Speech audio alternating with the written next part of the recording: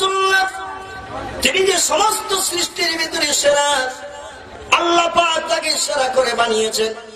আমাদের ভিতরে দুটি দলের মানুষের দুটি মত পোষণ হয়েছে। কেউ বলে নবীজি কাদামাটির তৈরি, কেউ বলে নবীজি নূরের তৈরি। বলে না বলে না? কেউ বলে নবীজি কাদামাটির তৈরি, কেউ বলে নবীজি নূরের তৈরি। কাদামাটির তৈরি যারা বলে তারা কোরআনের আয়াতের উপরে নির্ভর করে, আর নূরের তৈরি যারা বলে তারাও কোরআনের আয়াতের উপরে নির্ভর করে। আমার ভাইরা, বিশ্বনবী মুহাম্মদ রাসূলুল্লাহকে আল্লাহ পাক বললেন, হাবিব তুমি দুনিয়ার মানুষকে বলে দাও, ইন্নামা আনা বাশারুম মিসলুকুম। কুল, আপনি বলে দিন, ইন্নামা আনা বাশারুম মিসলুকুম, পৃথিবীর মানুষ তোমরা যেমন মানুষ, আমি মুহাম্মদও তেমন তোমাদের মতো মানুষ। এই আয়াতের উপরে নির্ভর করে একদল ব্যক্তিরা বলে আমরা যেমন কাদামাটির মানুষ, মুহাম্মদ আমাদের মতো মানুষ, মানে তিনিও কাদামাটির মানুষ। আবার একদল ব্যক্তিরা কোরআনের আরেকটা আয়াতের উপরে নির্ভর করে। আল্লাহ কোরআনের আরেক জায়গায় বলেছেন, কত জাআকুম মিনাল্লাহি নূরুন ওয়া কিতাবুম মুবিন। চিল্লায়ে বলুন আল্লাহু আকবার। আল্লাহ বলছেন, পৃথিবীর মানুষ তোমরা শোনো, তোমাদের কল্যাণের জন্য, উপকারের জন্য আমার তরফ থেকে আমি দুটি তোহবা গিফট, অ্যাভেলেবল গিফট, উত্তম অনুদান তোমাদের জন্য পৃথিবীতে আমি প্রেরণ করেছি, পাঠিয়েছি। একটি হলো কদ জাআকুম মিনাল্লাহি নূর, আমার তরফ থেকে তোমাদের উপকারের জন্য, কল্যাণের জন্য একটি নূর পৃথিবীতে আমি পাঠিয়েছি। নূর শব্দটি হলো আরবি ভাষা। ইংরেজি থেকে বলা হয়েছে লাইট বা জ্যোতি, বাংলায় কে বলা হয়েছে আলো। কি বলা হয়েছে? বাংলায় কে বলা হয় আলো, আরবি থেকে বলা হয়েছে নূর, ইংরেজি থেকে বলা হয়েছে লাইট। আল্লাহ বলছেন তোমাদের কল্যাণের জন্য, উপকারের জন্য একটা লাইট আমি পৃথিবীতে পাঠিয়েছি। এই লাইটটাকে অধিকাংশ মুফাসসিররা বলেছে নূরে মুহাম্মাদির লাইট। জোরে বলুন সুবহানাল্লাহ। আমাদের বর্তমান ভারতের বিপ্লবী নেতা, জাতির জনক হিসাবে মর্যাদা পেয়ে আছেন যিনি, অক্সফোর্ড বিশ্ববিদ্যালয় থেকে উচ্চ শিক্ষা নিয়ে ঘরে ফিরেছিলেন, ইংরেজি ভাষার পোকা ছিলেন তিনি। লোকটির নাম হলো মোহনদাস করমচাঁদ গান্ধী, যাকে ভারতের মানুষ ছোট নামে বলে মহাত্মা গান্ধী। কি নাম? মহাত্মা গান্ধী বলে। উচ্চ শিক্ষিত, হায়ার এডুকেটেড ছিলেন, ইংরেজি ভাষার পোকা ছিলেন তিনি। তিনি আমাদের প্রিয় নবীর সম্পর্কে একটি তত্ত্ব দিয়েছেন ইতিহাসে। মহাত্মা গান্ধী বলছেন, প্রতীচ্য যখন অন্ধকারে নিমজ্জিত ছিল, প্রাচ্যের আকাশে উদয় হয়েছিল এক উজ্জ্বল নক্ষত্র, তা থেকে আটত পৃথিবী পেয়েছিল আলো, তাম দুনিয়ার মানুষ পেয়েছিল স্বস্তি ও শান্তি।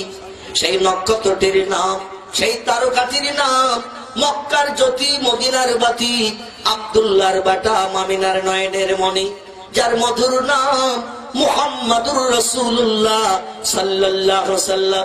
একটু চিল্লায় বলা যাবে কি মারহাবা। একজন হিন্দুর ঘরে রেকর্ড করা কীর্তি সন্তান আমাদের নবীজিকে তিনি নূর হিসেবে আখ্যায়িত করেছেন। তিনি বলছেন, তাম পৃথিবী যখন অন্ধকার আদর্শে ভরাডুবি হয়েছিল, মানুষ আর পশুর চরিত্র ছিল সব সমান, মানুষ আর পশুর ভিতরে কোন ডিভাইডেড ছিল না। মানুষ যেমন চলতো, পশু তেমন চলতো। সে যুগে মানুষ মাকে স্ত্রী হিসাবে ব্যবহার করত, বোনকে স্ত্রী হিসাবে ব্যবহার করত, নিজের কন্যাকেও বিয়ে দিত না, বাড়িতে রাখত। কারণ তাদের মগজের চিন্তা ভাবনা ছিল, মেয়েটাকে কষ্ট করে লালন পালন করলাম, খাওয়ালাম, লেখাপড়া শিখালাম, বড় হলো, এখন কাজ করার মতো হয়েছে, আর বিয়ে দিয়ে লোকের ঘরে পাঠাতে হবে। আর আমার মেয়ে লোকের ঘরে দিয়ে সারা জীবন কাজকর্ম করে উপকার করবে, আমি বাবা আমার কোন উপকারে কাজে লাগবে না, ওটা কোনোদিন হতে পারে না। গাছ পুঁতেছি আমি, ফল খাবো আমি, গাছ পুঁতেছি আমি, ফল খাবো আমি। মেয়েকে তাই স্ত্রী হিসাবে ব্যবহার করতো, মাকে স্ত্রী হিসাবে ব্যবহার করতো, বোনকে স্ত্রী হিসাবে ব্যবহার করতো। আহলে জাহিলিয়াত যুগের ইতিহাস আলকে করে দেখুন। আমরা নবী যখন পৃথিবীতে আসছেন, তার পক্ষে আগমন করছেন, সারা পৃথিবীর মানুষের চরিত্র আর পশুর চরিত্র সমান ছিল। এজন্য আমাদের ভারতের হিন্দু ভাইদের ঘরের একজন রেকর্ড করা কীর্তি সন্তানের নাম বলবো। লোকটির নাম হলো পণ্ডিত হরপ্রসাদ শাস্ত্রী। কি নাম? নাম তার পণ্ডিত হরপ্রসাদ শাস্ত্রী। তিনি বলছেন, পিতার তরফ থেকে মানুষের কল্যাণের জন্য যদি কোন মহামানব এই পৃথিবীতে আবির্ভূত হয়ে থাকে, সে মহামানবের নাম হযরত মুহাম্মাদুর রাসূলুল্লাহ সাল্লাল্লাহু আলাইহি ওয়াসাল্লাম। যদি কেউ বলে মুহাম্মদ রাসূলুল্লাহ বিধাতা প্রেরিত রাসূল নয়, আল্লাহর পাঠানো মহামানব নয়, আমি হরপ্রসাদ শাস্ত্রী বলছি, স্রষ্টার তরফ থেকে মানুষের কল্যাণের জন্য কোন মহামানব এ পৃথিবীতে কোনদিন আবির্ভূত হয় নাই। মহামানব হয়ে মানুষের কল্যাণের জন্য এ পৃথিবীতে যদি কেউ আবির্ভূত হয়ে থাকে, তিনি রামকৃষ্ণ পরমহংসদেব নন, তিনি বুদ্ধদেব নন, তিনি চৈতন্যদেব নন, তিনি গুরু নানক নন, তিনি মহাবীর নন, তিনি আচার্য কেশবচন্দ্র নন, তিনি মোজেস নন, তিনি যিশু নন, তিনি সক্রেটিস নন, তিনি বালক ব্রহ্মচারী নন, তিনি হলেন মুহাম্মাদুর রাসূলুল্লাহ সাল্লাল্লাহু আলাইহি ওয়াসাল্লাম। একটু চিল্লায়ে বলা যাবে কি মারহাবা? ডক্টর রামনারায়ণ শাস্ত্রী বলছেন, ভারতের অধঃপতিত হিন্দু সমাজে ইসলাম ধর্মে এসেছিল আলোক দীপ্তি নিয়ে। ইসলাম যদি ভারতবর্ষের জমিনে না আসতো, এ ভারতের অধঃপতিত হিন্দু সমাজের মানুষ কোনদিন মানুষ হতে পারত না। আপনাদের বাংলাদেশ ও ভারতের ভিতরে ছিল কিনা? আপনার কি আলাদা নাকি? এই তো কদিন আলাদা হয়েছেন, তার কাটা হয়েছে, তাই সব তো একই দেশের মানুষ ছিলেন। তাই ডক্টর রামনারায়ণ শাস্ত্রী বলছেন, ভারতের অধঃপতিত হিন্দু সমাজে ইসলাম ধর্মে এসেছিল আলোক দীপ্তি নিয়ে। ইসলাম যদি ভারতবর্ষের জমিনে না আসতো, এ ভারতের অধঃপতিত হিন্দু সমাজের মানুষ কোনদিন মানুষ হতে পারত না। একটু চিল্লায় বলা যাবে কি মারহাবা? আচ্ছা, ইসলাম ধর্ম প্রচার করেছেন কে? বর্তমান আমরা যে ধর্মের অনুসারী, এ ধর্মটি ১৫০০ বছর আগে প্রচার করেছেন কে? তিনি হলেন মুহাম্মাদুর রাসূলুল্লাহ সাল্লাল্লাহু আলাইহি ওয়াসাল্লাম। তারই প্রচার করা ধর্ম আমরা মেনে চলছি। আগামীতে আবার কোন নেতার আবির্ভাব হবে কবে তো নাকি? কোন ব্যক্তি আবার তার নামের সঙ্গে নতুন কলেমার প্রচার প্রসার করবে? কিয়ামত পর্যন্ত যে কলেমা আমরা পড়ছি, আমাদের নাতি নাতকুড়েরা সেই কলেমা পড়বে কিনা? আচ্ছা, তিনি কেমন মর্যাদার মানুষ ছিলেন, তাই ভিন ধর্মাবলম্বীরা তার সম্পর্কে সুনাম করেছেন। আসেন এবার আমরা তার জীবন ইতিহাসের দিকে একটু সোনার মদিনায়, এখান থেকে ৪০০০ মাইল দূর আমরা একটু মক্কা মুকাররমায় এক মুহূর্তের জন্য একটু পৌঁছে যাই। যেতে রাজি আছেন না? এখানে থাকবেন বাংলাদেশে? একটু চলুন আমরা সোনার মক্কা মুকাররমায়, সোনার মদিনায় একটু চলে যাই। আমাদের নবীজি মুহাম্মদ রাসূলুল্লাহ এই কলেমার দাওয়াত আমাদের কাছে পৌঁছাতে, যে আমাদের মুসলমান বানাতে, যে আল্লাহ জান্নাত আমাদের হালাল বানাতে, যে তিনি কতটা ধৈর্য, কতটা সহ্য করেছেন, কতটা মার খেয়েছেন, কতটা অত্যাচার উৎপীড়ন নির্যাতন সহ্য করেছেন। আমার ভাইরা, তার জনম দুঃখিনী মা, তাকেও পর্যন্ত অত্যাচার উৎপীড়ন নির্যাতন সহ্য করতে হয়েছে। ইতিহাস আমাদের জন্য সে তথ্য দিয়েছে। মামিনা বলছেন, আল্লাহি লা শাক্কা ফীহি, আমি সেই খোদার কসম খেয়ে বলি, আমার স্বামী বিবাহের পর যখন আমার বাসুদের নিয়ে ব্যবসা করতে আমার বাবার বাড়ির দেশে চলে গেল, আমি আমিনা আমাকে ঘরে রেখে মক্কার কাবা ঘরের পূর্ব দিকে, আমার স্বামীর ঘর আব্দুল্লাহর ঘর, ওই ঘরে আমাকে রেখে যখন আমার স্বামী বিদায় নিচ্ছে, আমি আমার স্বামীর গায়ে পশমটা পরিয়ে দিয়েছিলাম। জমজম কূপ থেকে গোসল করে আসার পর, গোপাল গোসল, আমার স্বামীকে বললাম, প্রাণের স্বামী, ৬০০ কিলোমিটার রাস্তা, কিছু কম বেশি, এই মক্কা থেকে উত্তর দিকে ইয়াসরিবের বড় বাজার, সেখানে পাহাড়ের পর পাহাড় টপকিয়ে যেতে হবে, কতদিন গোসল হবে না তার ঠিক নাই। আপনি আমাদের এই কাছে আছে জমজম কূপ, ওখান থেকে বালতি দড়ি ফেলে পানি উঠে একটু গোসল সেরে আসুন, আমি আপনার পোশাক একটু পরিধান করিয়ে দিই। আব্দুল্লাহ স্ত্রীর অনুরোধ নিয়ে, বিবাহের পর প্রথম স্ত্রী অনুরোধ করছেন স্বামীকে, স্ত্রীর অনুরোধ রক্ষার্থে তিনি সাফা মারওয়া সাই করে কাবার চাতলে যেয়ে নেমে গেলেন। দুটি পাহাড় দুই দিকে, একটির নাম হলো সাফা, একটির নাম মারওয়া। দুটি পাহাড়ের মাঝখানে ডিস্টেন্স হলো আমার পায়ের ধাপের ৫৬০ ধাপের রাস্তা। কত বললাম? হাজী সাহেব এখানে অনেক আছেন, গুনেছেন? কেউ কেউ গুনেননি, শুধু ৭ বার দৌড়ি করেছেন। আমি কয়েকবার করলাম। ওই সাফা থেকে মারওয়া দুটি পাহাড়ের মাঝখানের দূরত্ব কত? ওখানে তো ফিতে ফেলে মাপা যাবে না, আর ফিতে ফেলে যদি মাপেন আর বাড়ি আসার সুযোগ হবে না। সৌদি পুলিশ আপনারে ধরে নিয়ে জেলখানায় ডাল রুটি খাওয়াবে। কোন দেশের সন্ত্রাসবাদী সব মাপামাপি করছো, বোমা টোমা মারবে, তাই জনম জনম ডাল রুটি খাওয়াবে জেলখানায় ভরে। একটু পায়ের ধাপ মেপে মেপে করলাম। প্রত্যেকটা হাজিকে দুটি পাহাড়ে সাই করতে হয়।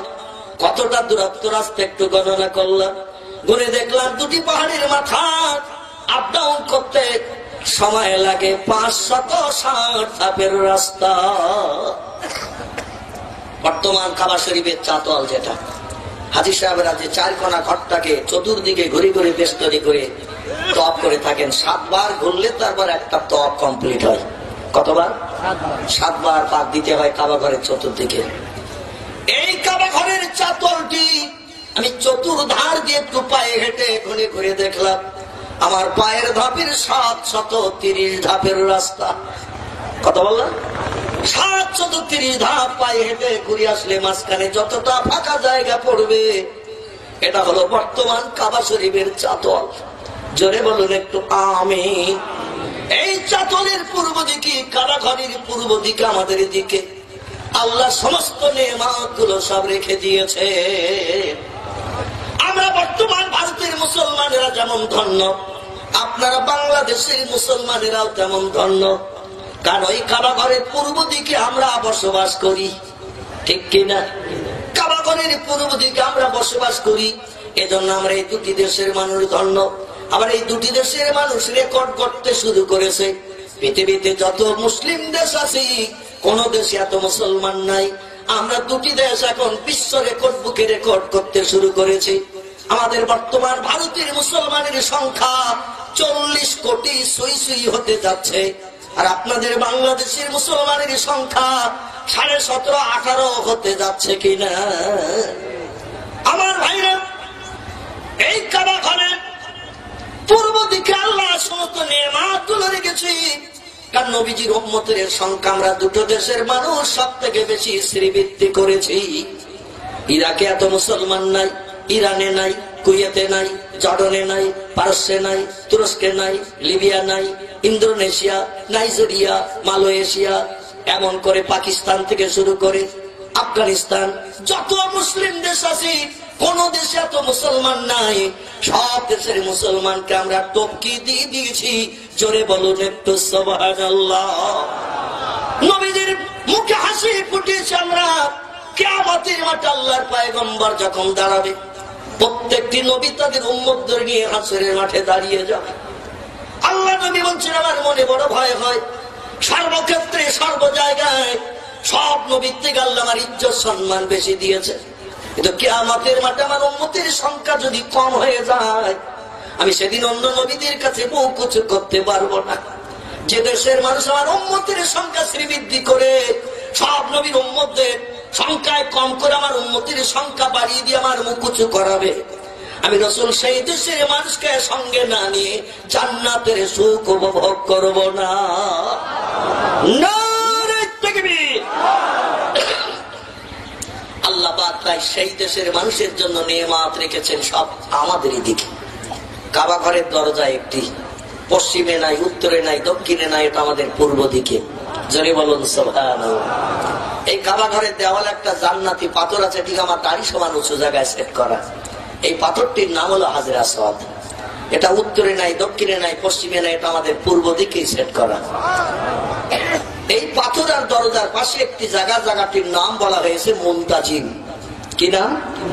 পাথর এবং দরজার মাঝখানে একটা ছোট্ট দেওয়াল, দেওয়ালটির নাম হলো মুনতাজিম। রাসূল বলছেন, এখানে আমার কোন উম্মত দেওয়ালে হাত লাগিয়ে আল্লাহর কাছে যা চাইবে আল্লাহ তাই দিয়ে খুশি করবেন।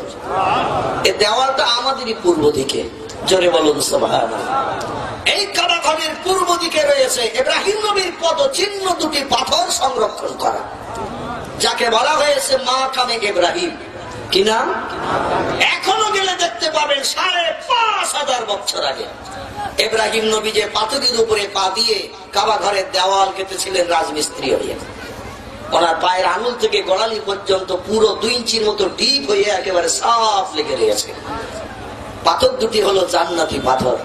পাথরের কাজ ছিল, যে ওর উপরে ইব্রাহিম পয়গম্বর দাঁড়াতো, গ্যাস বলনের মতো উঁচু হয়ে দেওয়ালের চতুর্দিকে ঘুরিয়ে ঘুরিয়ে দেওয়াল কাটাতো। জোরে বলুন একটু সুবহানাল্লাহ। ইব্রাহিম নবীর পাথর দুটি পশ্চিমে রাখে নাই, উত্তরে রাখে নাই, দক্ষিণে রাখে নাই। আমরা নবীর ইজ্জত রক্ষা করব, উম্মতের সংখ্যা বাড়িয়ে বেশি, তাই এই পাথর দুটি আমাদের দিকেই সেট করা রয়েছে। জোরে বলুন সুবহানাল্লাহ। সাতবার কাবা শরীফ তওয়াফ করে করার পরে প্রত্যেকটি হাজীকে আমাদের এই পূর্ব দিকে আসতে হয়, মাকাম ইব্রাহিম সামনে রেখে 2 রাকাত নামাজ আদায় করতে হয়।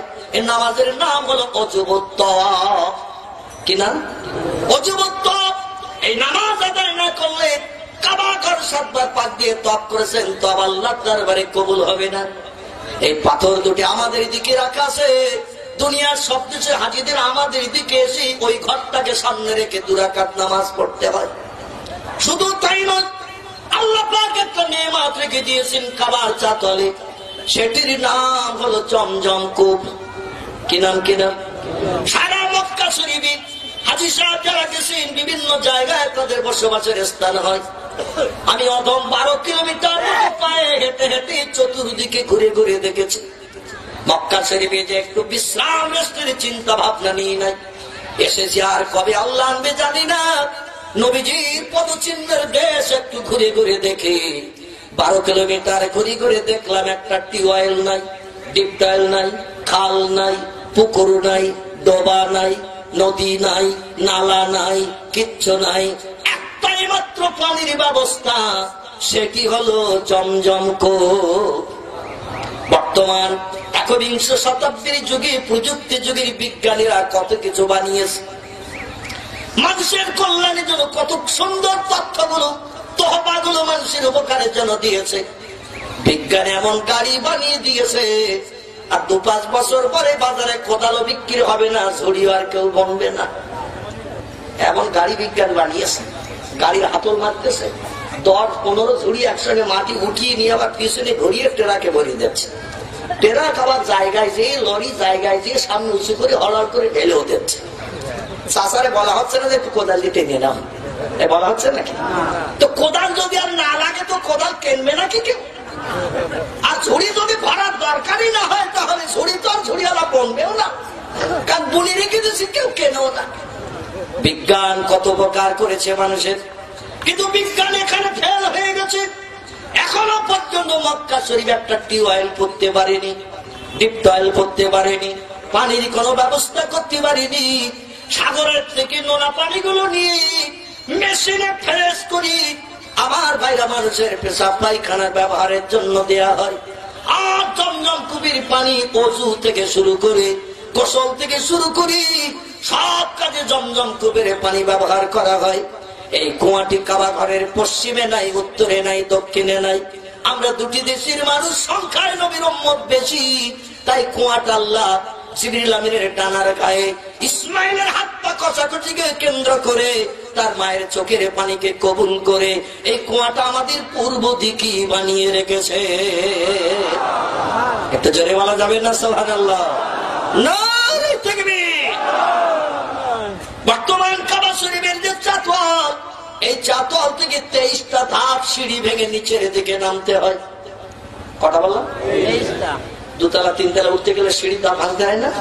আবার 3 তলা থেকে নামতে গেলে সিঁড়ির ধাপ ভেঙে যেমন নিচে নামতে হয়, এইরকম 23টা ধাপ সিঁড়ি উপর থেকে ভেঙে নিচে নামার পর দেখবেন ভিতরে সামিয়ানার ভিতরটা যেমন ফাঁকা, নিচেটা এইরকম ফাঁকা। ওই নিচে ফাঁকায় নেমে কাবা ঘরের দিকে তোলা দিয়ে পায়ের ধাপের 60 ধাপ। কত বললাম? 60 ধাপ। সিঁড়ির মুখ থেকে গিয়ে 60 ধাপ এগিয়ে গেলে জমজম কূপের গোড়ায় যে হাজির হওয়া যায়। 3 থেকে 4 হাতের বেশি লম্বা নয়, 3 থেকে 4 হাতের বেশি আবার আর নয়। আমাদের দেশের পাতকুয়া দেখতে যেমন, অনেকের বাড়ি আসে না পাতকুয়া, বালতি দড়ি ফেলে ফেলে পানি ওঠানো হয়, ঠিক এই পাতকুয়ার মতো বিকল দেখতে। কোমর সমান পাথর দিয়ে ঘেরা, মাঝখানটা সে কাঁচ লাগানো, উপরটা ধানের গোলার মতো গোল করে ছাওয়া। সোনা পিতল কি তামা আল্লাহ জানে, সোনার মতো চিকচিক করছে মাথার ছাউনিটা। আর ওই কাছের পাশে দাঁড়ালে ভিতরে দেখা যায় এই মোটা মোটা দুটি লোহার পাইপ চালানো রয়েছে, তার ভিতরে পাশে আছে ইলেকট্রিক লাইনের মেন সুইচ। 24 ঘন্টা ইলেকট্রিক লাইনের মেন সুইচ অন করা রয়েছে। আমাদের দেশে মাঝে মাঝে ইলেকট্রিক লাইন অফ হয়, বাংলাদেশও হয়, কিন্তু সৌদি আরবে ইলেকট্রিক লাইন 24 ঘন্টা অফ হয় না, 24 ঘন্টা লাইন অন থাকে। আর ওদের দেশের জনসংখ্যা কম, মিল কলকারখানা নাই, এজন্য ওদের দেশে ইলেকট্রিক লাইন অফ হয় না, 24 ঘন্টা অন থাকে। যদি কোনদিন অফ হয় 10-15 সেকেন্ড মাত্র, পরপরই আবার লাইন এসে হাজির হয়ে যায়। 24 ঘন্টা মেশিন চলে। এই জমজম কূপ থেকে, এই মোটা মোটা দুটি লোহার পাইপ থেকে অনবরত পানি উঠছে প্রতিদিন। হজের মৌসুমে 4.5 কোটির মতো মানুষ হজের উদ্দেশ্যে যখন বিভিন্ন দেশ থেকে মক্কা শরীফে হাজির হয়, আল্লাহ বলছেন আর কোন পানির প্রয়োজন নাই। হযরতে হাজেরার চোখের পানি, ইসমাইলের হাত পা কষাকষি, আর আমার জিবরিলের ডানার ঘাকে আমি আল্লাহ এমন একটা নেয়ামত বিশ্ববাসীর জন্য দান করেছি। প্রতিদিন জমজম কূপ থেকে হজের মৌসুমে 70,000 গ্যালন লিটার পানি এই কুয়া থেকে উঠানো হয় হাজিদের মুখে হাসি ফোটানোর জন্য। বর্তমান জমজম কূপের পানি মাটির তলা দিয়ে আন্ডারগ্রাউন্ড করে মিনা ময়দানে হাজির করা হয়েছে, মুজদালিফায় হাজির করা হয়েছে, আরাফাতের মাঠে হাজির করা হয়েছে। এই জমজম কূপের পানি মাটির তলা দিয়ে পাইপলাইন করি নবীজি 6 বছর কাল যে দেশে বাল্যকালে লালিত পালিত হয়েছিলেন, দেশটির নাম হলো তায়েব। তায়েব কিনা, যে তায়েবের দেশে নবীজি 3 দিন মতান্তরে 7 দিনের শিশু বাচ্চা 6 বছর কাল একটা না তিনি লালিত পালিত হয়েছিলেন। সেখানেও পর্যন্ত জমজম কূপের পানি 100 মাইলের মতো রাস্তা, সামান্য কিছু কম বেশি, সেখানেও পানির সাপ্লাই করা হয়েছে। এই জমজম কূপের পানি বর্তমান মক্কা শরীফ থেকে পাইপ লাইন করে মদিনা শরীফও এখন নিয়ে যাওয়া হয়েছে। এই জমজম কূপের পানি বর্তমান সৌদির রাজধানী হলো রিয়াদ, মক্কা থেকে 800 কিলোমিটার রাস্তা মাটির তলা দিয়ে আন্ডারগ্রাউন্ড করে সেখানেও সাপ্লাই করা হয়েছে। কিন্তু 1 ইঞ্চি পানি 5,500 বছরের ভিতরে এখনো কম হয়নি। যারা বলে there is no God, Allah is nothing, পৃথিবী প্রাকৃতিক নিয়মে চলছে আর চলবে, এ কারো হুকুম টুকুম মানার দরকার হয় না। ওদের একটু কানটা ধরে নিয়ে যেতে হবে জমজম কূপের ধারে। তোর কোন বিজ্ঞান মাল সাপ্লাই দিয়েছে ছোট্ট কুয়ায় একটু বল। 70,000 গ্যালন লিটার করে পানি উঠছে যে কুয়া থেকে, তাহলে এই পানিতে একটু কমার দরকার, এ দরকার কি না? আচ্ছা, বস্তায় যদি চাল থাকে 50 কেজি, 5 কেজি করে যদি 6 দিন নেন, তাহলে ওই চালের বস্তা ফুল থাকবে তো নাকি? চাল কমবে কিনা? পুকুরে মাছ আছে, প্রত্যেকদিন জাল টানতেছেন, 1.5-2 কুইন্টাল করে ধরতেছেন, বাজারে বিক্রি করতেছেন। শেষে একদিন জাল টানলে 5 কেজির বেশি আর পাওয়া যাবে না, কারণ ধরি তো শেষ হয়ে গেছে। ব্যাংকে টাকা আছে, প্রতিদিন যদি লক্ষ লক্ষ টাকা তোলেন, একদিন ব্যাংকের ম্যানেজার বলবে কিনা তোমার ব্যাংক ব্যালেন্স 0, বলবে না? এই পৃথিবী থেকে আপনি যে কোনো জিনিস নিলে কমে না বাড়ে? কমে। আল্লাহ বলছেন আমি জমজম কূপে এমন একটা নেয়ামত দান করেছি, কিয়ামত পর্যন্ত যত পারো না, আমার নবীর ইজ্জতের খাতিরে তার পানি কমবে না। জোরে বলুন একটু সুবহান। এখন যদি বলেন হুজুর সব জিনিস নিলে কমে, টিউবের ভিতরে হাওয়া রয়েছে মনে করুন 10 সেন্টিগ্রেড 20 সেন্টিগ্রেড, টায়ারের ভিতরে টিউব দিয়ে হাওয়া দেওয়া হয়। এখন কাঠি দিয়ে যদি বল কিনে গোজা মারেন, হাওয়া যদি বেরিয়ে যায়, তো টায়ার আগে যেমন শব্দ ছিল এখন আর থাকবে? হাওয়া বেরিয়ে গেছে, মাল কমে গেছে। আল্লাহ বলছেন আমার মাল কমবে না। এখন তোদের মগজে যদি এটা মেনে নিতে অসুবিধা হয়, তাহলে একটা জিনিসের দিকে একটু লক্ষ্য কর, দেখবেন কোন একটা লম্প বাতি, টেমি বলে না, টেমি, কেরাসিন দিয়ে পলতে দিয়ে টেমি একটা জ্বালিয়ে দিয়েছেন। আচ্ছা, টেমি জ্বালানোর পরে ওর পলতে যদি ঠেলে দেন, আগুন বাড়বে না কমবে? আচ্ছা, ওর থেকে যদি একটা টেমির থেকে যদি 1000টা টেমি ধরিয়ে নেন, আগুন জ্বালিয়ে নেন, তোর আগুন তো কমার দরকার, কারণ মালের থেকে মাল নিলে তো মাল কমে। টেমির আগুনের থেকে 1000টা টেমি ধরিয়ে নেন, ওতে জ্বলতেছে, কিন্তু এর মাল যা ছিল তাই আবার একটু পলিতে ঠেলে দেন, মাল বাড়বে না কমবে? আল্লাহ বলছেন আমি জমজম কূপের তলায় পলিতে ঠেলে দিয়ে রেখেছি, যতবার পানি নেই জীবনে পানি কমবে না। জোরে বলুন একটু সুবহানাল্লাহ।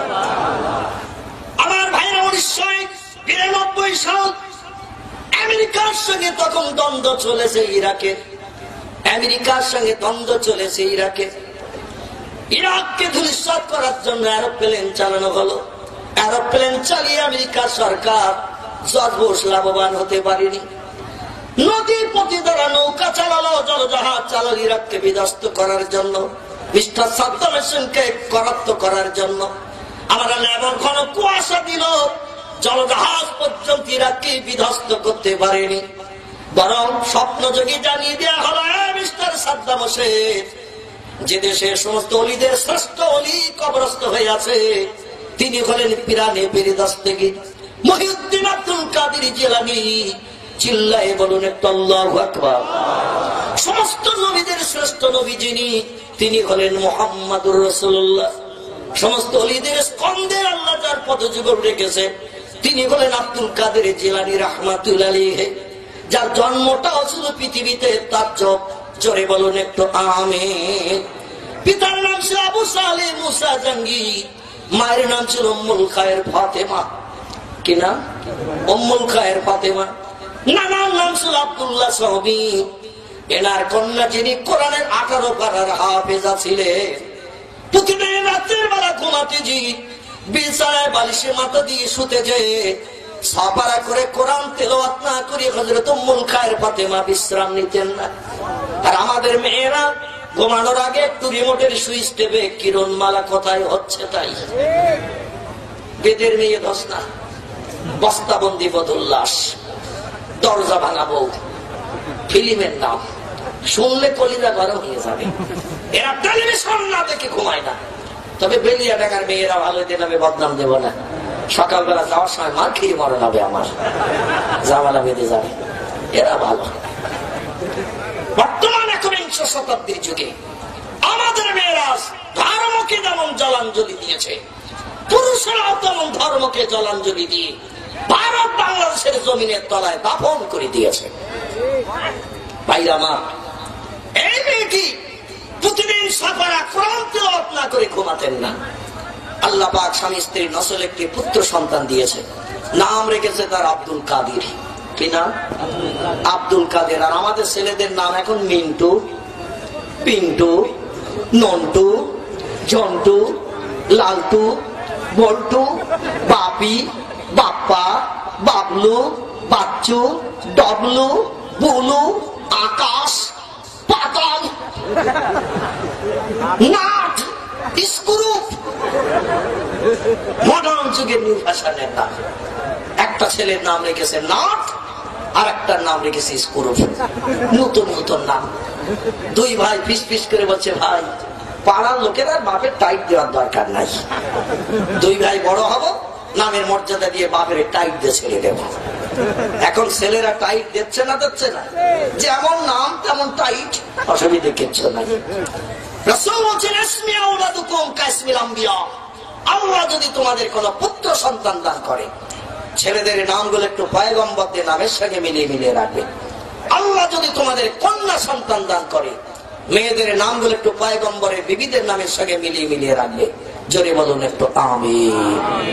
তাহলে তাদের নামের সঙ্গে নাম রাখলে যেদিন কেউ কারো পাশে দাঁড়াবে না, সেদিন এই নামওয়ালারা তোমার সন্তানদের জান্নাত হালাল বানানোর চেষ্টা চালাবে।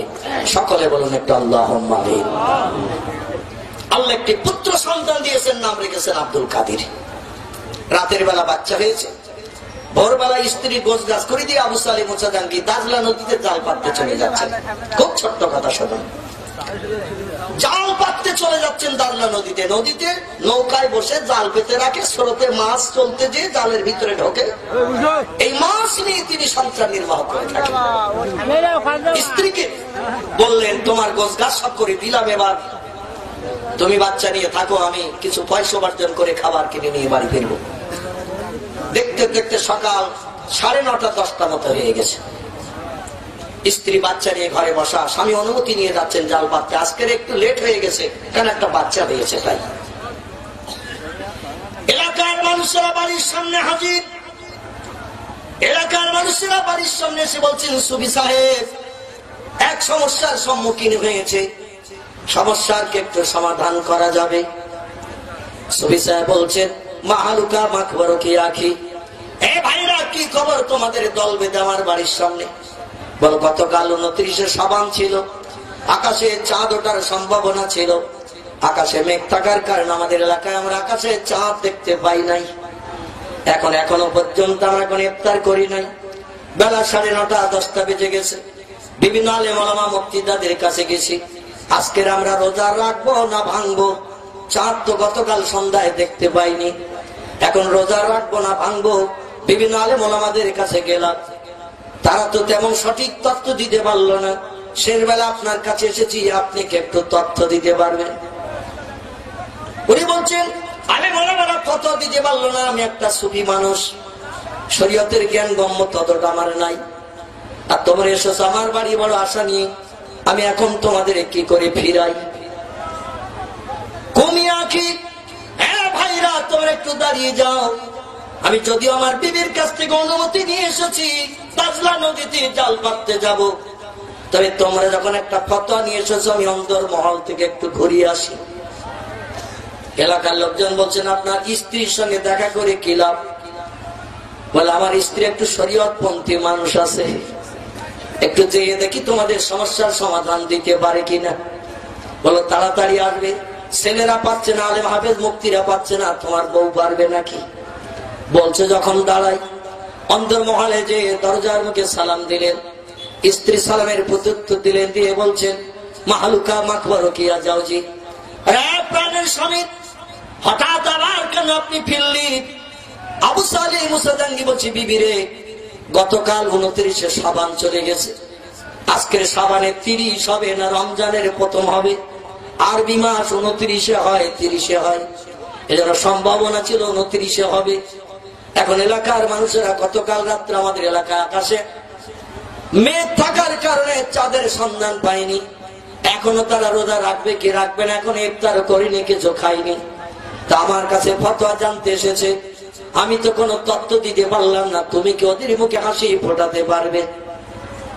উম্মুল খায়ের ফাতেমা বলছে প্রাণের স্বামী, আমি ভোরবেলা থেকে এই পর্যন্ত বড় দুশ্চিন্তায় ছিলাম, আপনার কাছে মনের গোপন কথা বলিনি, আপনি দুশ্চিন্তায় পড়বেন বলে আপনি আমার কাছে যখন ফতোয়া জিজ্ঞাসা করছেন, আমার মগজের দুশ্চিন্তা আল্লাহ দূর করে দিয়েছে। জোরে বলুন সুবহানাল্লাহ। বলে কিসে তোমার দুশ্চিন্তা বলো না? আল্লাহ গতকাল রাত্রে দ্বীপ্রহরের সময় বাচ্চা দিয়েছে, বাচ্চাও দেখতে খুব সুন্দর, নাম রেখেছে আমার আল্লাহর নামের সঙ্গে আব্দুল কাদির, এমন করে কুদরতিওয়ালা স্রষ্টার গোলাপ আমরা ছেলের নাম রেখেছি। অতএব কিসে কি অসুবিধা হলো আর কিসে তোমার সুবিধা হলো তা তো বুঝি না। উম্মুল খায়ের ফাতেমা বলে প্রাণের স্বামী, রাত্র দ্বীপ্রহরের পরে যখন বাচ্চা প্রসব হলো, সেখান থেকে নিয়ে ভোরের আজান ধ্বনি পর্যন্ত আমার বাচ্চাকে মাঝে মাঝে স্তনের পোটাটা মুখে লাগিয়েছি, চুপ চুপ করে টেনে টেনে আমার স্তনের দুধ পান করেছে। কিন্তু মর্জেন যে ভোরবেলা গিলান নগরীর মসজিদ আজান ধ্বনি দিয়েছে ফজরের আজান, সেখান থেকে নেই বেলা দ্বীপ্রহর হতে যায়, 10টা 10:30 বাজতে যায়। আমার ছেলের আমি হাজার চেষ্টা করছি দুধ পান করানোর জন্য, কিন্তু আমার ছেলে আমার স্তনে একটাবারও মুখ দেয় না।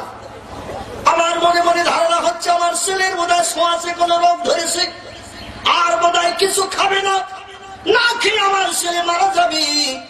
আপনার কাছে বললে আপনি আবার দাজলা নদীতে জাল পাততে যাবেন না, কাজে যাবেন না, সংসারে উনানি হারিয়ে উঠবে না, সংসার অচল হয়ে যাবে। তাই মনের গোপন কথাও আপনাকে বলি নাই। সেই ভোর থেকে এই পর্যন্ত আমার ছেলেকে হাজার চেষ্টা করছি, স্তনের পোটাটা মুখে দিয়ে রাতের গভীরের মতো দুধ পান করিয়ে তাকে সুস্থ রাখবো, তাজা রাখবো। আমার ছেলে শুধু মুখ ঘুরিয়ে ঘুরিয়ে দিচ্ছে, স্তনের বোটায় মুখ দেয় না, দুধ টানা তো দূরে থাক। আমার দৃঢ় বিশ্বাস হয়ে গিয়েছিল কোন শ্বাসে রোগ ধরেছে, আর খাবে না, না খেয়ে অনাহারা হয়ে মারা যাবে। কিন্তু আপনি যখন আমার কাছে ফতোয়া জানতে এসেছেন, আমার কলিজা আনন্দে ভরে গেছে। আমি যেন আসমানের চাঁদ হাতে পেয়েছি। তাড়াতাড়ি করে দেশবাসীদের আপনি বলে দিন, তারা যেন আজকে রোজা না ভাঙে। একটু জোরে বলা যাবে না? সমস্ত মানুষকে বলে দিন তারা যেন রোজা না ভাঙে। গতকাল আল্লাহ চাঁদ উদয় করে দেখাছি, গিলান নগরীতে আকাশ মেঘাচ্ছন্ন ছিল, এলাকার মানুষ দেখতে পাইনি, এই জন্য তারা বিভ্রান্তের মাঝখানে পড়েছে। আমার ছেলে জন্ম নিয়েছে মানে এলাকার মানুষের উপকারের দায়িত্ব পালন করতে পৃথিবীতে এসেছে। আমার ছেলে সেই ভোরবেলা থেকে রোজা রেখেছে, সন্ধ্যা না হওয়া পর্যন্ত আমার ছেলে ইফতার করবে না। আমার ভাইরা, আমাদের প্রিয় নবী মুহাম্মদ রাসূলুল্লাহ সাল্লাল্লাহু আলাইহি ওয়াসাল্লামের জীবনাদর্শ ঠিক এইরকম ছিল। আমি যে ঘটনার কথা আপনাদের কাছে উল্লেখ করতে এসেছি, মাঝখানে একটুখানি মক্কা শরীফের তথ্য দিতে, সেটি হলো এই পৃথিবীর মহাশক্তিধর ওই আমেরিকা আকাশ পথে তার এরোপ্লেন চালিয়ে কোনো লাভ পেতে পারল না। কুয়াশায় বড় বড় দামি দামি বোমাগুলো নিক্ষেপ করলো, সব সাগরে পতিত হলো। যে দেশে পিরানে বীরদাস থেকে মহিউদ্দিন আব্দুল কাদের জিলানী রাহমাতুল্লাহ আলাইহি কবরস্থ হয়ে আছে, লক্ষ লক্ষ টন বোমা নিক্ষেপ করা হয়েছে, তার কবরের একটা বালিও খসাতে পারেনি। বেঈমানেরা জোরে বলুন সুবহানাল্লাহ। সেই দেশে ইমাম আবু হানিফা রাহমাতুল্লাহ আলাইহি কবরস্থ হয়ে আছে, হযরত আলী মুর্তজা রাদিয়াল্লাহু ওই দেশে কবরস্থ আছে, ইমাম হাসান রাদিয়াল্লাহু আমার ভাইরা তিনি ওই দেশে কবরস্থ হয়ে আছেন, ইমাম হোসেন রাদিয়াল্লাহু কবরস্থে আছেন, ইমাম হাসান মদিনা শরীফে জান্নাতুল বাকির কবরস্থানে কবরস্থে আছেন। পৃথিবীর নামী দামি ব্যক্তিত্ব ইমাম কুফি রাহমাতুল্লাহ আলাইহি ওই দেশের জমিনে কবরস্থ হয়ে রয়েছে। এই দেশটি হলো মুসলমানদের কাছে একটা মর্যাদাপূর্ণ দেশ। সেই দেশ ভবিষ্যতের জন্য বেঈমানেরা যখন তোলপাড় চালালো, আল্লাহ পাক এমন ঘন কুয়াশা দিয়ে দিল, বোমাগুলো ইরাক নিরীক্ষণ করতে না করে সব সাগরে নিক্ষেপ করলো। ওরা বললো কাজ হয় না, কোটি কোটি টাকা খরচ হয়ে যায়, জলপথে লঞ্চ স্টিমার চালাই ইরাক ভবিষ্যৎ করতে হবে। আমার আল্লাহ স্বপ্ন যুগে দাঁড়িয়ে দিল, তোদের দেশে 2 নম্বরের তেলের খনি দিয়েছি। প্রথম তেলের খনি হলো কুয়েতের দেশে। এত বড় তেলের খনি, পেট্রোলের খনি পৃথিবীর আর কোন দেশে নাই। জোরে বলুন একটু সুবহানাল্লাহ। দুনিয়ার যে দেশে বড় বড় তেলের খনি বেঈমানেরা আত্মসাৎ করার জন্য ইচ্ছাকৃত তারা মুসলমানদের উপর অত্যাচারীর স্টিম রোলার চালিয়ে দখল করতে শুরু করেছে এবং দখল করেও নিয়েছে। ভাইরা আমার, এই দেশের দ্বিতীয় বৃহত্তম তেলের খনি আল্লাহ দান করেছে। স্বপ্ন যুগে জানিয়ে দেয়া হলো, রে জলজাহাজ আসছেন নদীপথে, তোমরা একটু পেট্রোল তুলে নিয়ে সাগরের পানিতে ঢেলে দাও। পানি হলো ভারী, পেট্রোল হলো হালকা, আর পেট্রোল ঢেলে দিয়ে একটু আগুন জ্বালিয়ে দেবে, হাওয়ায় আমি উড়িয়ে নিয়ে যাব। আল্লাহ ওদের জলজাহাজ গুলো পুড়িয়ে সাগরের মাঝখানে শ্মশান বানিয়ে দিয়ে দেব। চিল্লাই বলা যাবে কি সুবহানাল্লাহ? নারে তাকবীর। আগুন জ্বলতে জ্বলতে হাওয়ায় যখন পেট্রোল ছুটতে শুরু করলো, আমেরিকান সৈন্যরা বলল, চাচা আপন পরাণ বাসা, ইরাক ভবিষ্যৎ করতে যে আমরাই তো সাগরের মাঝে পুড়ে মরবো। ওদের দেশের তেল আর আমাদের দেশের পানি সমান, মেশিন চালালে পানি ওঠে না, ওঠে শুধু তেল। আরে তেল ঢালতেছে আর আগুন ধরিয়ে দিচ্ছে, আর হাওয়া আল্লাহর হুকুমে কাজ করে আমাদের দিকে এগিয়ে নিয়ে আসছে। আগুনের উপরে পানির উপরে এমন করে আগুন জ্বলতে শুরু করেছে। বলো জলজাহাজ ফিরিয়ে নিয়ে এসো, তোমরা মারা যাও, আমরা সরকার চাই না। কি করা যাবে? আর ডেঙ্গা পথে ইরাককে বিধ্বস্ত করতে হবে। অগ্নি অস্ত্র ব্যবহার করবো, ডেঙ্গা পথে কামান চালিয়ে বিভিন্ন ধরনের অগ্নিস্ত্র আমরা চালাবো, গাড়ি চালিয়ে মানুষকে আমরা করাত্ম করবো। জেদ্দা বন্দরে তারা সেনানিবাস করলো, সেনানিবাস। মক্কার কাবা শরীফ থেকে পশ্চিম দিকে 90-95 কিলোমিটার রাস্তা। সৌদি সরকার মিস্টার ফাহাদের সঙ্গে আমেরিকার বন্ধুত্ব ছিল তখন গাঢ়তর। বর্তমান ফাহাদ এখন হায়াতে বেঁচে নাই, কিছুদিন আগে ইন্তেকাল করেছেন তিনি। সৌদি আরবের দেশের উন্নতি তার হাত বাড়াবার এমন হয়েছে, আমার ধারণা কিয়ামত পর্যন্ত ফাহাদের সুনাম নষ্ট হবে না। কিন্তু সে বাধা ছিল আমেরিকার হাতে।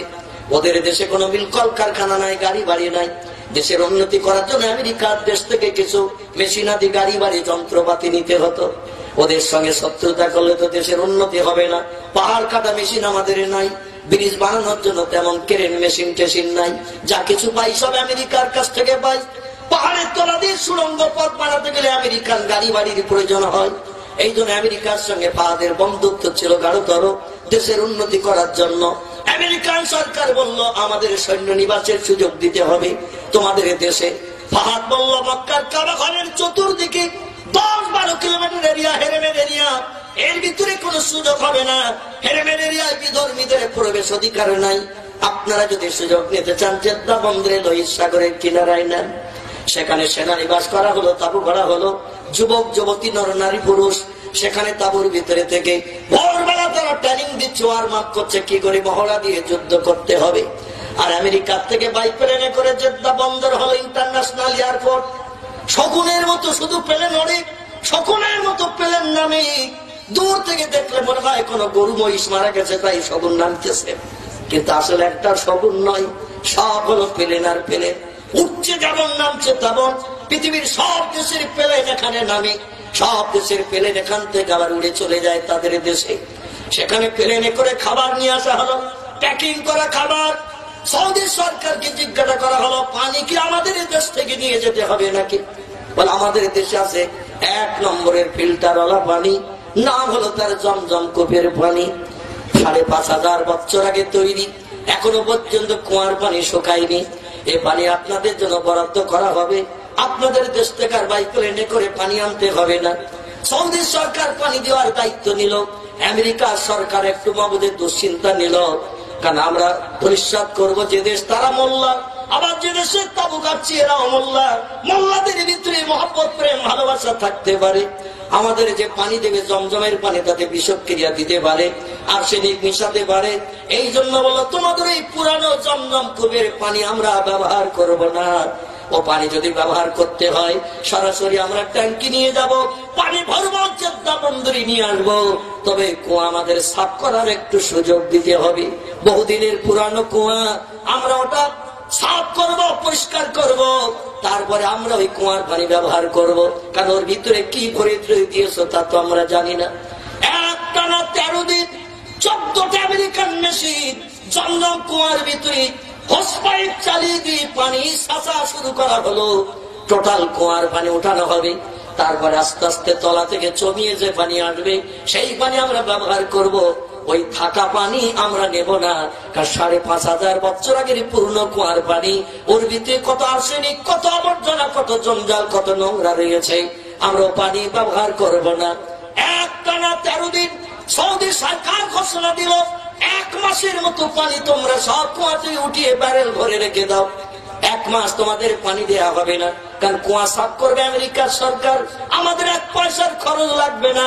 সুযোগে আমরা সদ্ব্যবহার করে নেব, যাতে আরো ভালো স্বচ্ছ মিনারেল ওয়াটার, স্বচ্ছ পানি আমরা পেতে পারি। 14টা মেশিন 13 দিন একটানা চালালো জমজমকে 1992 সাল। বাইরে আমার 13 দিন চালানোর পর 14টা মেশিন, বাইরে চতুর্দিকে কোন জায়গায় হাঁটু সমান, কোন জায়গায় উরু সমান পানি বেঁধে গেছে, পানি শুধু ছাঁচা চলছে। 13 দিন পরে আমেরিকান ওই পানির কুয়া পরিষ্কারকারী বিজ্ঞানীর ইঞ্জিনিয়ার বলল, চল বাড়ি ফিরে যাই। বলে কিসে কি হলো? আমরা তো 1 মাসের পানি উঠিয়ে নিয়েছি, এই তো মাত্র হলো 14 দিন, 13 দিন হলো, এখনো তো বাকি আছে 17 দিন, এখনই কেন ফিরে চলে যাবে? 14টা মেশিন চালালাম 24 ঘন্টা 13 দিন ধরে। পানির দিকে তাকিয়ে দেখলাম ওয়াটার লেভেল প্রথম দিনে যা ছিল আজও তাই একই রয়ে গেছে। 1 ইঞ্চি পানি কমেনি, 1 ইঞ্চি পানি বাড়েনি, টোটাল ওয়াটার লেভেল সমান। কোন সাগরের তলা দিয়ে আল্লাহ আন্ডারগ্রাউন্ড করে রেখেছে তিনি জানে। কিয়ামত পর্যন্ত আমাদের নাতি নাতকুর যদি মেশিন চালায়, তেল শেষ হবে, ইলেকট্রিক শেষ হয়ে যাবে, এ কুয়ার পানি শেষে পরিষ্কার করা সম্ভব হবে না। আল্লাহ বলে আমি বানিয়েছি কুয়া, আমি আল্লাহ পানির ব্যবস্থা করেছি ওই কুয়ার, আর তোমরা এখন এখানে নেতৃত্ব করতে আসবে। আমি আল্লাহ ওটা পছন্দ করি না। বেয়াদবের দল চলে যা, এখানে তোদের থাকতে হবে না। চিল্লাই বলুন একটু সুবহানাল্লাহ। সেনাদের জন্য তাই পানির ব্যবস্থা করা হলে আমেরিকান থেকে পটে করে বোতলে করে করে পানি পাঠানো হয়। মাখন ঘিয়া রুটিগুলো তাদের জন্য নাস্তা স্বরূপ প্যাকেটিং করে করে এনে হাজির করা হয়। আল্লাহ ডেকে বলল, আমার সৈন্যরা, পৃথিবীর সব দেশের মুসলমানেরা নবীর মাতৃভূমির দেশে বেঈমান সেনারা এসে হাজির হয়েছে, তাবু বেড়েছে। যুবক যুবতী নারী পুরুষ ওদের জন্য তো কোনো বাধ্যবাধকতা নাই। এক তাবুর ভিতরে ওরা থাকে, ওরা ব্যভিচার করে, আনন্দ ফুর্তি করে, মদ খায়, আর তারা সাদর আলগা করে দৌড়াদৌড়ি ছুটাছুটি করে আমার নবীর মাতৃভূমির দেশে। পৃথিবীর সব দেশের মুসলমানেরা নবীর মাতৃভূমির দেশের জন্য জুমার দিন আল্লাহর কাছে হাত তুলে কেঁদে কেঁদে চোখের পানি বুক ভাসায়। আমি আল্লাহ মুসলমানদের চোখের পানি কবুল করে নিয়েছি। আমার সৈন্যরা কে কোথায় আছিস? বেঈমান আমেরিকানদের জেদ্দা বন্দর থেকে আউট অফ মার্কেট করতে হবে। কে তোমরা দায়িত্ব নেবে? বাঘ বলে আল্লাহ আমি আসি, ভল্লুক বলে আমি আসি, হাতি বলে আমি আসি, গন্ডার বলে আমি আসি, ইঁদুর বলে আমি আসি, কুকুর বলে আমি আসি, বিড়াল বলে আমি আসি, মাছি বলে আমি আসি, মশা বলে আমি আসি, সারপোকা বলে আমি আসি, উকুন বলে আমি আসি। যত সৃষ্টি আছে সব আল্লাহর সৈন্য কিনা? এই পৃথিবীতে যত সৃষ্টি আছে সব আল্লাহর সৈন্য। সাব্বাহা লিল্লাহি মা ফিস সামাওয়াতি ওয়া মা ফিল আরদ। জোরে বলুন একটু আল্লাহু আকবার। সব সৃষ্টি আল্লাহর হুকুম তামিলে ব্যস্ত, আল্লাহর নামের তাসবিহ পড়ায় ব্যস্ত। ওয়া ইন মিন শাইইন ইল্লা ইউসাব্বিহু বিহামদিহি। জোরে বলুন আল্লাহু আকবার। আল্লাহ বলেন যত সৃষ্টি তোমরা চোখে দেখতে পাচ্ছ, যত সৃষ্টি তোমরা চোখে দেখতে পাও না, সব সৃষ্টি আমার হুকুমের উপরে নির্ভর করে। আমি আল্লাহ আমার হুকুম তামিল করে, আমার নামের তাসবিহ পড়ে। লা ইয়াফকাহুনা ইল্লা তাসবিহাহু। ওদের ভাষা তোমরা বোঝো না, এই জন্য তোমরা মনে মনে ধারণা করো কি যে বলে তা কিছু বুঝতে পারি না। বিড়াল ম্যাও ম্যাও করে, কুকুর ঘেউ ঘেউ করে, ছাগল প্যা প্যা করে, গরু হুম্বা হুম্বা করে, পাখিরা কিচিরি মিচিরি করে, কুকু এমন করে কুহু কুহু নামে কোকিলেরা ডাকি। ওরা আসলে ওদের ভাষা, আমি আল্লাহ আমারে ডাকে ওদের সমস্যা সমাধানের জন্য। চিল্লাই বলুন একটু আমিন। ইন্নাল্লাহা ইয়ারযুকু মাইয়াশাউ বিগাইরি হিসাব। আল্লাহ বলছেন সব সৃষ্টি আমারে ডাকে বলে, আমি তাদের রিজিকের ব্যবস্থা করি। কোন সৃষ্টিকে আমি না খাইয়ে মারি না। জোরে বলা যাবে কি একটু সুবহানাল্লাহ? আবার কোন সৃষ্টি আমার হুকুমের খেলাপ করে না। যখন যারে যা বলে তারা তাই শুনতে বাধ্য আছে। কেবল মানুষকে সমস্ত সৃষ্টির শ্রেষ্ঠ বানিয়েছি, তাই মানুষ শুধু আমারে নেয় না। ঠিক না বলি? আমি যদি বলি এখানে আজকের এশার নামাজ কে কে পড়েছেন একটু হাত তোলেন, তো দেখা যাবে 3-এর 1 অংশ উঠেছে আর 2 অংশ বাকি।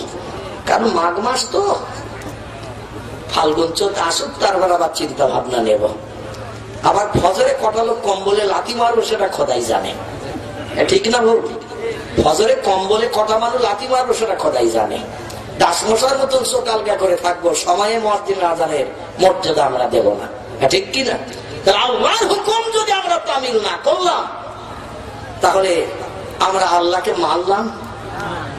আল্লাহ দুনিয়ায় বাস করছে, আল্লাহ নেয়ামত খাচ্ছি, আল্লাহর অনুদান বিবি বাচ্চা নিয়ে সংসার জীবনে সভ্য করছি, আল্লাহর জমিনে ঘর বেঁধেছি, আল্লাহর জমিনে গাছপালা ফসলাদি লাগিয়েছি, আল্লাহর জমিনে আমরা দীর্ঘদিন স্থায়ীভাবে বসবাস করছি, কিন্তু আমরা আল্লাহকে নিই না। ঠিক না ভুল? কিন্তু আর যত সৃষ্টি আছে আল্লাহ বলছেন আমার হুকুমের খেলাফ কোন সৃষ্টি করে না। জোরে বলা যাবে কে একটু সুবহানাল্লাহ? সব সৃষ্টি বললে আল্লাহ আমরা আসি। আমার আল্লাহ বলেন শোনো, ওই আমেরিকান বেঈমান নারী পুরুষ যুবক যুবতী তাঁবুর ভিতরে ব্যভিচার করছে, মদ খাচ্ছে, আনন্দ ভর্তি করছে, ওদের তো কিছু যায় আসে না। পশু আর ওরা হলো সমান। ওদের দেশে শতকরা 44% বাচ্চারা হলো সব জারজ। 100-র ভিতরে 44% বাচ্চা হলো সব জারজ। বাপের ঠিক নাই। ওদের দেশে বাচ্চাদের রাস্তায় যদি জিজ্ঞাসা করা হয় what is your father name, তো বাপের নাম বল। প্রশ্ন শুনলে ওরা মুস্কি মুস্কি হাসে। যদি জিজ্ঞাসা করেন বাপের নাম, জিজ্ঞাসা করলাম তো হাসিস কেন? বলে বাপ তো আমার 13 জন, কোন বাপের নাম বলবো? মায়ের নামের পরিচয় চান, তাহলে আমরা মায়ের নাম বলবো, কারণ যার পেটে ছিলাম, যে আমাদের এই পৃথিবীতে ভূমিষ্ঠ করেছে তারে শুধু চিনি। এছাড়া বাপ তো 13 জন মা যারে পছন্দ করেছে তারে নিয়ে আনন্দ ভর্তি করেছে। কোন বাপের নাম বলবো? ইংল্যান্ড আমেরিকার দেশে এখন আর বাপের নামের পরিচয় চলছে না। সে দেশে এখন পরিচয় চলছে মায়ের। হাজার হাজার হোম বানানো হয়েছে জারজ বাচ্চাদের লালন পালনের জন্য। মা হসপিটালে, নার্সিং হোমে, বিভিন্ন স্বাস্থ্য কেন্দ্রে সন্তান প্রসব করে রেখে চলে যাচ্ছে। কারণ বাচ্চা আমার কাছে থাকলে আমার ভবিষ্যতের আনন্দ আর হবে না। তা বাচ্চাটা শুধু প্রসব করা পর্যন্ত, প্রসব করে রেখেই চলে যাচ্ছি, দায়িত্ব পড়ছে সরকারের ঘাড়ে। সরকারের এই বাপ মাহারা বাচ্চাদের লালন পালনের দায়িত্ব নিয়ে হাজার হাজার হোম বানিয়েছে, সেখানে তাদের লালন পালন করে বড় করছে। চিল্লাই বলুন একটু নাউজুবিল্লাহ। তাহলে মানুষ আর পশুর ভিতরে কোন ডিভাইডেড পার্থক্য আছে নাকি? আমার আল্লাহ বলল, শোন এ আমার সৈন্যরা, সবাই তো রাজি। মুসা নবীর জামানায় তোরা দায়িত্ব পালন করেছিস, ব্যাংক দায়িত্ব দিয়েছিলাম পালন করেছিস, হুকুম দায়িত্ব দিয়েছিলাম পালন করেছিস, আমার হুকুমের খেলাফ তোরা কেউ করিসনি। জোরে বলুন একটু সুবহানাল্লাহ। আল্লাহ ব্যাঙেদের বলল, ওরা তো আমার স্রষ্টা বলে মানতেস না, হাড়িতে রান্না করবে 20-50টা পড়বি, রাতের বেলা শুয়ে পড়লে কানের ভিতরে 20-20টা ঢুকে যাবি, নাকের ভিতরে ঢুকে যাবে 2-5টা, ঘাগর ঘাগর করিবের ভিতরে ঢুকে, খেতি বসে তো থালায় করে 20-25টা, কোথায় থাকে ব্যাংক তা কেউ দেখতে পায় না। যে খেতি বসে হাড়ি আলগা করে, সরা শুধু ভাবনি আলগা করলেই হলো, সব সাত চতুর্দিক থেকে পড়ে। চরম বিপদে পড়েছি। আল্লাহ বলেন, সৈন্যরা হুকুমের খেলাপ তো করো নাই। মশাকে আল্লাহ বলল, নমরুদের দল বলের কমপ্লিট করবা বলে শহরের ওই মাঠে 1,15,000-এর উপরে মানুষ একটা একটু করে মশা নাকে ঢুকেছে, ইঞ্জেকশন দিয়ে কমপ্লিট করেছে কিনা। মশা আল্লাহর হুকুম তামিল করলো, সারপোকার হুকুম তামিল করলো, ব্যাং হুকুম তামিল করলো, আমার ভাইরা উকুনেরা হুকুম তামিল করলো। সৈন্যরা শোন, তাবুর দড়ি কাটতে হবে। ওই যে তাবু কেড়ে রয়েছে, তাবুর দড়ি কেটে ওদের ঘাড়ে ফেলতে হবে। সবাই বলছে, আল্লাহ আমাদের অন্যান্য বড় কাজের দায়িত্ব দিলে পারি, তাবুর দড়ি কাটা দায়িত্ব তো আমাদের পক্ষে সম্ভব না। ইঁদুর বলে, আল্লাহ চিন্তা নাই, আমরা আছি। আমার ভাইরা, আমাদের পশ্চিম বাংলার সোনামিয়া পত্রিকা, নাম তার বর্তমান, নাম তার আনন্দবাজার, নাম তার প্রতিদিন, এই পত্রিকার কাগজে সাংবাদিকরা তথ্য লিপিবদ্ধ করে দিয়ে দিল। ইঁদুরেরা দায়িত্ব নিল, রাতের গভীরে সেনারা যখন খেয়ে দিয়ে সব বিশ্রাম করতে যায়, পাহাড়ের ফাটল থেকে দ্রুত ছুটে চলে এসে তাবুর দড়িগুলো শুধু দাঁতে ধরে আর ক্যাটক্যাট করে বেলেটের মতো কেটে দেয়, হাড়ুমড় করে ঘাড়ে ফেলে দেয়। ওরা বলে, চাষা বোন পড়ান বাসা, বিশ্রাম করছিলাম ভালো, হঠাৎ ঘাড়ে কি পড়লো, ঠেলে উঠে থাকে তাবুর দড়ি কেটে সব ঘাড়ে পড়ে গেছে। কারা করলে সর্বনাশ? আমেরিকায় খবর দেয়া হলো, বাচ্চা পাহাড়ের দেশের লোক বোঝা আমাদের থাকতে দেবে না। আমেরিকান সরকার বলল, রাতের বেলা পাহারা দাও, কারা তাবুর দড়ি কাটে দেখো, আমাদের কাছে খবর দাও, ওদের উপযুক্ত শাস্তি দেওয়া হবে। মানুষ খুঁজে পাওয়া যায় না, কারা কাটে দড়ি? পাহারা দিতে দিতে দেখা গেল ইঁদুর আসতেছে আর কাজ করে পাহাড়ের ফাটলে চলে যাচ্ছে। পাহাড়ের ফাটল থেকে ইঁদুর বার করা কি সম্ভব? ও যে কোথায় ভিতরে ঢুকে যায় তার খোঁজ নাই। ঘরে যদি রাতের বেলা একটা বার হয়, কোন বস্তার পিছনে গেলে আর খুঁজে পাওয়া যায় না, ঠিক কিনা? ঘরে বস্তার পিছনে গেলে, হাড়ির আড়ালে গেলে আর পাওয়া যায় না। আর পাহাড়ের ফাটলের গুহার ভিতরে ঢুকলে কি পাওয়া সম্ভব? আমেরিকান সরকার বলল, 20 মাকে খাবার দাও তাবুর দড়ির পাশে, ইঁদুরেরা দড়ি কাটতেছে, ভালো গন্ধ খাবার পাবে, খেয়ে চিটপটাং হয়ে যাবে। আল্লাহ ডেকে বললেন, হুঁশিয়ার, একটাও ইঁদুর যেন তোমরা আমেরিকান সরকারের কোন খাবারে মুখ দেবে না, বরং ভালো ভালো খাবারের প্যাকেট গুলো টেনে টেনে নিয়ে ছিন্ন বিচ্ছিন্ন করে লাল বালি মাখিয়ে দিয়ে সকালবেলা ওদের নাস্তা করতে অসুবিধা বাদিয়ে দেয়। আমেরিকান সৈন্যরা বলে, কাঁধে মেশিন নেব, কাঁধে বোমা নেব, দৌড়াবো আর মাফ করবো, আর ফিরে এসে খোদা একটু নাস্তা পানি করব, আমরা ঘি মাখানো একটু রুটি টুটি খাবো, কিন্তু দেখি সব লাল বালিতে মিশ্রিত, খাওয়ার সুযোগ নাই। কিছু কি করি? সরকার বলে, ইঁদুর ধরো আর মারো, কিন্তু ওরা মেশিনে নল উঁচু করতে করতে রাতের আধারে কোথায় চলে যায়, একটা ইঁদুর ধরার সুযোগ পায় না, মারতেও পারে না, খাবারও খায় না। আল্লাহ বলছেন, তারা ব্যবস্থা করে দিচ্ছি যাতে জেদ্দা বন্ধের না থাকিস। একটা ইঁদুরের বাচ্চা অনেক চেষ্টা করে আমেরিকান সৈন্যরা পাকড়াও করে ধরেছিল। আমাদের পশ্চিম বাংলার আনন্দবাজার পত্রিকায় তার ফটোগ্রাফ করা হলো। ইঁদুরের ওজন ছিল 45 কেজি। একটা বাচ্চা ইঁদুর ধরা পড়েছি, ওজন তার 45 কেজি। আমেরিকান সৈন্যরা সকালবেলা ঘুম থেকে উঠে ইঁদুরের বাচ্চা দেখে আর বলে, বাচ্চার ওজন যখন 45, ধাড়ির ওজন তো 3 ডবল 105 কি 125, তাহলে যদি ওরা কোনোদিন খাবার না খেয়ে আমাদের গলা কামড়ায়, জনম জনম যুদ্ধ করা স্বাদ মিটে যাবে। চাচা আপন পরাণ বাঁচা, চল আমরা সব পালাই। জোরে বলুন একটু সুবহানাল্লাহ, আর একটু জোরে বলুন সুবহানাল্লাহ। নারে তাকবীর।